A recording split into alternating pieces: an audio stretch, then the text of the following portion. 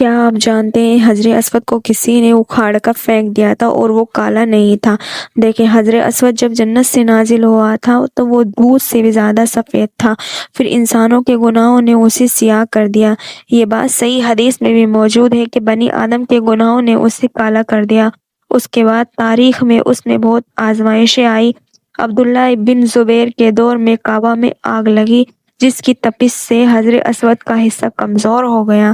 پھر کرامتیوں کا حملہ ہوا، وہ مسجد حرم میں گھسے، حاجیوں کو شہید کیا اور حجر اسود کو اکھاڑ کر اپنے ساتھ لے گئے۔